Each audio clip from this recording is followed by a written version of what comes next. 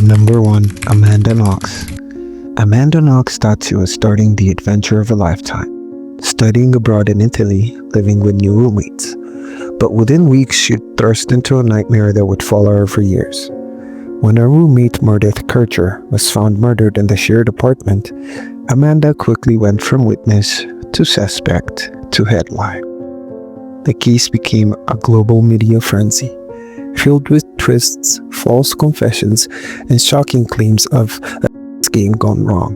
In 2007, 20-year-old British student Meredith Kircher was studying abroad in Perugia, Italy, when she was found brutally murdered in the apartment she shared with Amanda Knox. Meredith had been sexually assaulted and stabbed to death. Amanda, a 20-year-old American student, had only known Meredith for a few weeks, but they were roommates. The scene was gruesome. There were signs of a struggle, and the room was locked from the inside. Amanda claimed she had spent the night at her boyfriend, Rafael Solicito's place, but her behavior raised red flags. She was seen kissing him outside the crime scene and reportedly did cartwheels at the police station, which made her seem disturbingly unaffected by the murder. Amanda and Rafael were arrested shortly after. During a long and chaotic interrogation, Amanda initially implicated herself and even accused her boss, Patrick Luombo, of the murder, an accusation that was later proven false. She said she had been confused, scared, and pressured during questioning. Eventually, Italian police arrested Rudy Gude, whose DNA was found all over the crime scene and who later admitted to being there. But despite this, Amanda and Rafael were still charged and tried for Meredith's murder. Amanda's trial became a media circus. The prosecution painted her as a manipulative femme fatale, accusing her of a twisted scheme gone wrong. The tabloids called her Foxy Knoxy, but the defense argued that the evidence was weak and largely circumstantial. There were no solid proof placing Amanda at the crime scene during the murder. Yet, in 2009, she and Rafael were found guilty. The courtroom erupted. Amanda was sentenced to 26 years and Rafael got 25, but the case didn't end there. In 2011, an appeals court overturned their convictions, citing major flaws in the DNA evidence. Amanda was released after spending 4 years in an Italian prison. She returned to the US and tried to move on, but Italy's justice system wasn't done yet. In a dramatic twist, her convictions were reinstated in 2014, only to be thrown out again in 2015 by Italy's highest court, which finally cleared Amanda and Rafael once and for all. Rudy Guede was the only one who served time for Meredith's murder. Number 2. Lucy Letby. Lucy Letby was a young neonatal nurse trusted with the most fragile lives. But when a wave of unexplained infant deaths swept through the hospital where she worked, investigators uncovered a pattern that pointed straight to her. Between 2015 and 2016, a series of unexplained deaths and medical collapses plagued the neonatal unit at Countess of Chester Hospital in England. Babies who were stable suddenly went into cardiac arrest. Some had mysterious errors in their bloodstreams, others had severe insulin drops or unexplained bleeding. Behind the scenes, a pattern was forming. Each incident occurred when the shifts of Lucy Letby, a 25-year-old neonatal nurse. She had no prior history of violence, no known issues. But as deaths increased, staff became suspicious. How could so many healthy infants suddenly die under one nurse's care? It took years to connect the dots. In 2018, police launched an investigation after hospital staff raised serious concerns. In 2019, Lucy Letby was arrested for the first time but released pending further evidence. It wasn't until 2020 that she was rearrested and formally charged. Investigators uncovered handwritten notes in her home. One read, "I am evil, I did this." It was chilling. Alongside that, police found medical records and disturbing searches on her computer. She was charged with the death of 7 babies and the attempted murder of 10 more.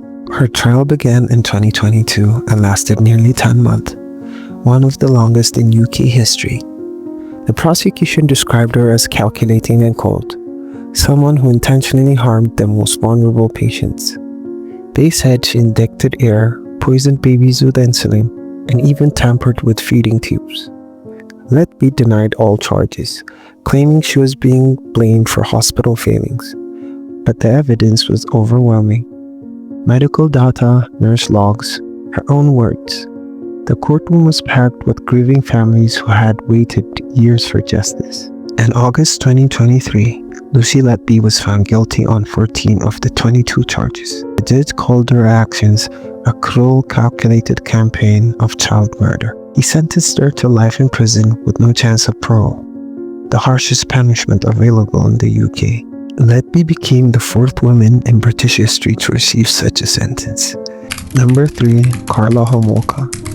Carla Homoka appeared to be the perfect wife, but behind closed doors, she and her husband committed crimes so disturbing they shocked all of Canada. And when the truth came out, her involvement in her own sister's death made the story even more darker. In the early 1990s, Carla Homoka and her husband, Paul Bernardo, were behind some of the most disturbing crimes in Canadian history. Paul was already known for sexually assaulting women who were in Toronto, but when he met Carla, the crimes escalated. Together, they kidnapped, drugged, and assaulted at least 3 young women. One of them was Carla's 15-year-old sister, Tammy. In a horrific twist, Carla helped Paul drug Tammy with animal tranquilizers from her workplace. Tammy lost consciousness and later died during the assault on Christmas Eve, 1990. Carla told authorities it was an accident. No one suspected the truth. In 1993, after 2 more victims, Leslie Mahaffey and Kristen French, were found murdered, Paul was arrested. The same year, Carla struck a deal with prosecutors.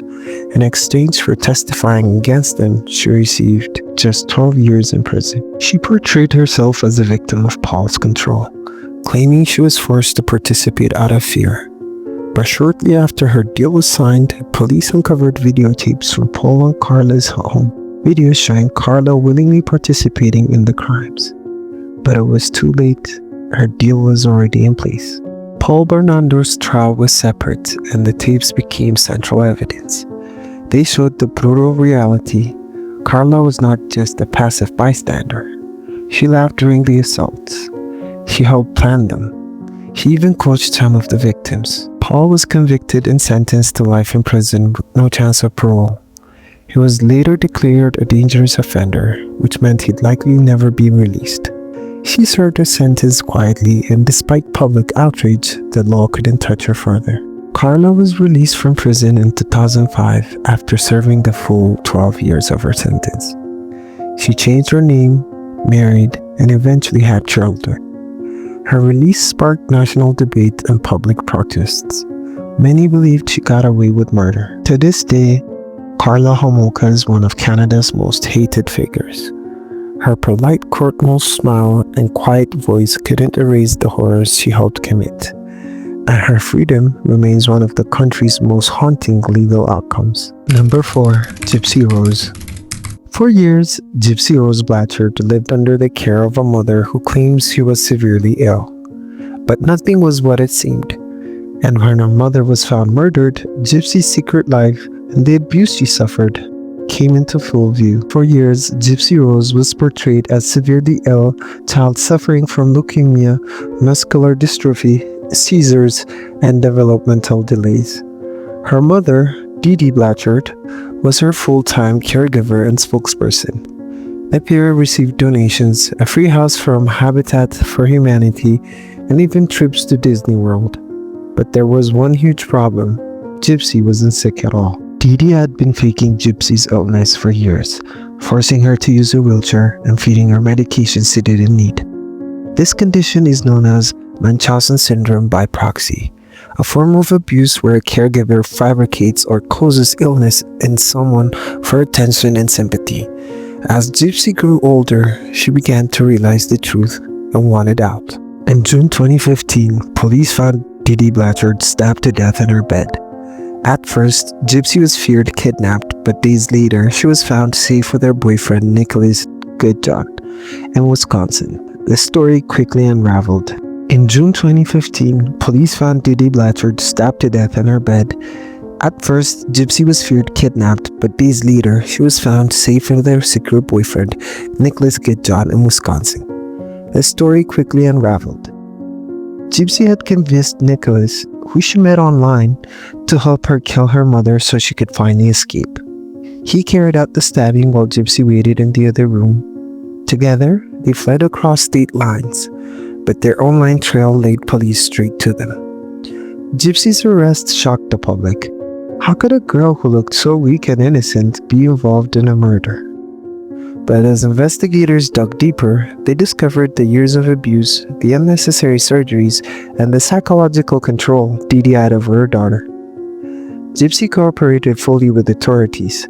Her defense argued that while she took part in planning the murder, she was a victim of extreme abuse and manipulation. She eventually pled guilty to second-degree murder and was sentenced to 10 years in prison. Nicholas Gidjon went to trial and was sentenced to life without parole. Gypsy began serving her sentence in 2016. Behind bars, she began to live more freely than she ever had. She learned to walk without assistance, stopped taking unneeded medications, and started speaking out about her past. In late 2023, after serving 8 years, Gypsy Rose Blatchard was granted parole and released early. Her story remains one of the most complex and controversial of modern true crime. Number 5. Pamela Smart. Pamela Smart was a 22-year-old school staff member with a seemingly normal life. But behind the scenes, she was having an affair with a teenage student, and before long, her husband was dead, and she was at the center of a murder plot. In May 1990, 24-year-old Greg Smart was found shot to death in the couple's Derry, New Hampshire condo. At first, it looked like robbery gone wrong, but nothing valuable was taken. His wife, Pamela, was a 22-year-old high school media coordinator who seemed devastated in interviews. But the truth unraveled fast. Investigators soon learned that Pamela had been having an affair with one of her students, 15-year-old Billy Flynn. According to friends, she had manipulated Billy, convincing him that the only way they could be together was if her husband was gone. It wasn't long before Billy and his friends confessed. They had killed Greg on Pamela's orders. Billy Flynn admitted that he and 2 friends had gone to Greg's condo. While one waited in the car, the others held Greg at gunpoint and forced him to his knees. Then Billy shot him in the head. He later claimed Pamela promised him love in return. Pamela denied everything. The police had secretly recorded conversation between her and a friend wearing a wire. In those tapes, Pamela didn't directly admit the crime, but she said things like, "If you tell the police, we're all going to jail." It was enough to arrest her for conspiracy to commit murder. The trial became a national obsession, one of the first murder cases in the US to be televised wall-to-wall. Pamela was portrayed as a manipulative, image-conscious woman who seduced a teenage boy and planned her husband's murder. The media painted her as femme fatale. Her defense argued that the teens acted on their own, and Pamela never thought they'd actually go through with it. But with confessions from Billy, the audio tapes, and testimony from other teens, the jury wasn't convinced. In 1991, Pamela Smart was found guilty. Pamela was sentenced to life in prison without the possibility of parole. The teenage boys received reduced sentences in exchange for testifying against her. Billy Flynn was released on parole in 2015 after serving 25 years. Pamela has always maintained her innocence. She filed multiple appeals, all denied. Over 3 decades later, she's still behind bars, serving a life sentence for a murder she didn't physically commit, but allegedly masterminded. Number 6. Suzanne Smith. When Suzanne Smith cried on national TV, begging for the return of her 2 sons, America was heartbroken. But behind her tearful eyes and soft voice was a chilling lie. And when the truth came out, her cold courtroom behavior left people stunned. On October 25, 1994, Suzanne Smith told police that she had been carjacked by a black man who drove off with her 2 sons, 3-year-old Michael and 14-month-old Alex, still trapped in their car seats. The case quickly made national news. Suzanne gave tearful interviews pleading for their return. The community rallied behind her. Candlelight vigils were held, Police searched tirelessly, but 9 days later, everything changed. Under pressure, Suzanne finally confessed. She had driven her car into a lake with her children inside, leaving them to drown. There was no carjacker. It was all a lie. Suzanne claimed she was distraught over a failed relationship. The man she had been seeing didn't want children, and Suzanne believed her sons were standing in the way. Her confessions shocked the nation. People who had once sympathized with her were now outraged. Police retrieved the car from John D. Long Lake in Union, South Carolina. Inside were the lifeless bodies of Michael and Alex, still strapped into their seats. Suzanne was arrested and charged with 2 counts of first-degree murder. At her 1995 trial, prosecutors argued that Suzanne had coldly planned the murders to remove her children as obstacles to her romantic life. The defense painted a different picture, describing Suzanne as mentally ill, suffering from depression and a long history of emotional trauma, including childhood abuse. The courtroom was tense as jurors listened to the details. Suzanne showed little emotion during most of the trial, except when the drowning of her sons was described. Her cold, distant demeanor left many people disturbed. Suzanne was spared the death penalty but received a life sentence with the possibility of parole after 30 years. That means she could be eligible as early as 2024, though many doubt she'll ever walk free. In prison, she's made headlines over the years for disciplinary issues and controversial interviews, but she continues to claim she isn't a monster. Public opinion, however, has never softened. Number 7. Diane Downs. When Diane Downs rushed her children to the hospital, claiming a stranger had shot them, her story shocked the town. But as investigators looked closer, they began to uncover a motive and a mother capable of unimaginable violence. On May 19, 1983, Diane Downs arrived at a hospital in Springfield, Oregon, with her 3 children, 8-year-old Christy, 7-year-old Cheryl, and 3-year-old Danny. All had been shot at close range. Cheryl was already dead. Christy and Danny were clinging to life. Diane had a minor gunshot wound on her left arm. She told police she had been carjacked by a stranger who flagged her down, demanded her car, and opened fire on the family. But the story didn't make sense. Her car showed no signs of struggle, there were no blood on the driver's side, and Diane's behavior, cold and strange. She seemed more concerned about her car's interior than her dying kids. Even staff at the hospital said something felt off. Investigators quickly noticed inconsistencies. Witnesses saw Diane driving slowly to the hospital when her kids were bleeding to death in the back seat. The murder weapon, a .22 caliber gun, was linked to a gun Diane had once owned. And most damning of all, police uncovered a motive. Diane was obsessed with a married man who didn't want children.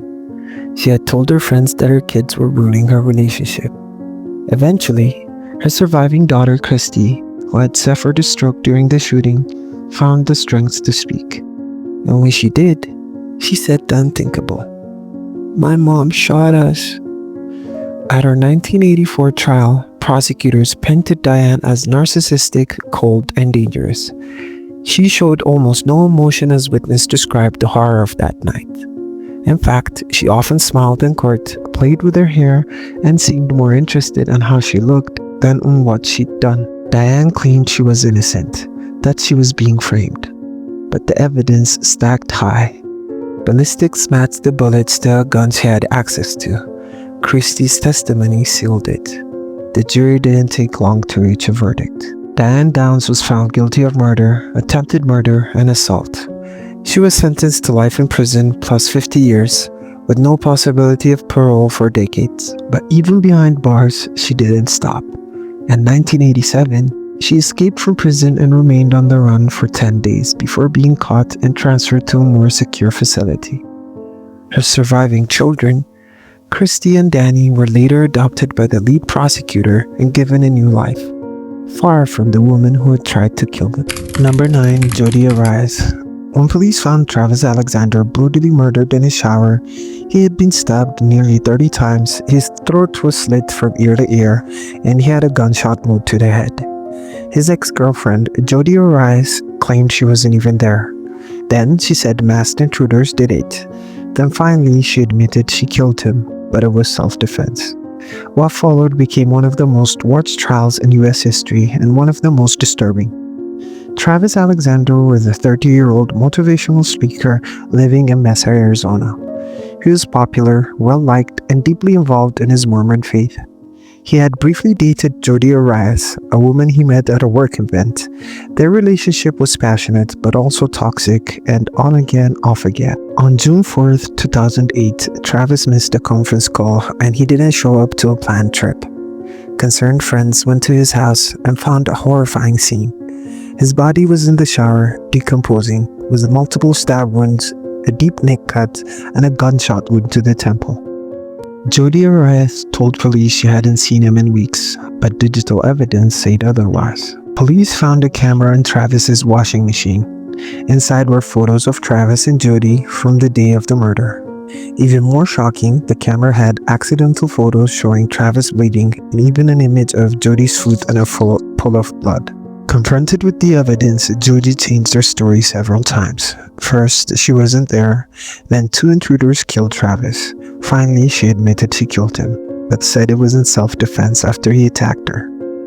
She was arrested and charged with first-degree murder. The trial began in 2013 and quickly gained national attention. Jodi took the stand for 18 days, something rarely seen in a high-profile murder trials. She gave graphic testimony about her relationship with Travis, claiming he was physically abusive and manipulative behind closed doors. The prosecution, however, painted Jodi as a jealous ex who couldn't handle rejection. Travis had planned a trip with another woman and told his friends he was done with Jodi. The state argued she drove 1,000 miles, had sex with him, then murdered him in cold blood. After months of testimony, the jury found Jodi Arise guilty of first-degree murder. In the sentencing phase, the jury couldn't agree on the death penalty, so she was sentenced to life in prison without the possibility of parole in 2015.